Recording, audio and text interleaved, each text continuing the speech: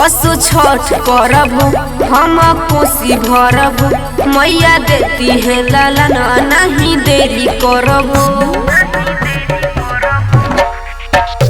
असो छठ करबो हम कोसी भरबो मैया देती है लालन नहीं देरी करबो।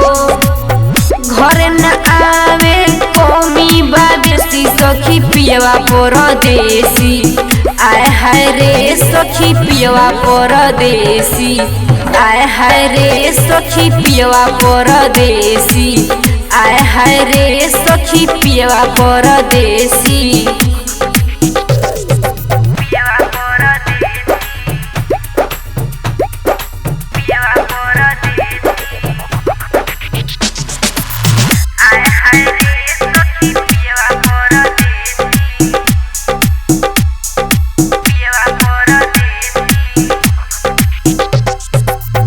ओइलन घरवाऊ आसरा धरा के कोरी है कधोन दौलतवा कमा के।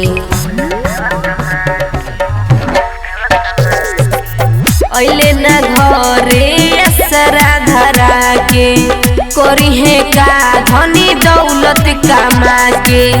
एक खुशी में बढ़ावले उ खिसी सखी पियवा परदेसी आय हाय रे सखी पियवा परदेसी आय हाय रे सखी पियवा परदेसी आय हाय रे सखी पियवा परदेसी।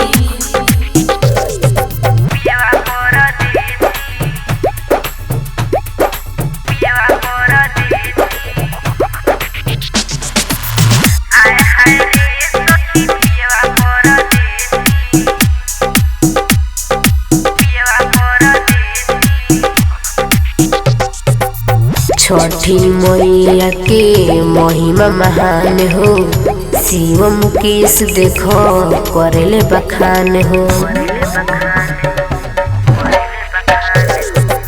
छठी मैया के महिमा महान हो शिव मुकेश देखो करेले बखान हो। सोनी घाटे जइने हर मेसी सखी पियवा परदेसी आय हाय रे सखी पियवा परदेसी आय हाय रे सखी पियवा परदेसी आय हाय रे सखी पियवा परदेसी।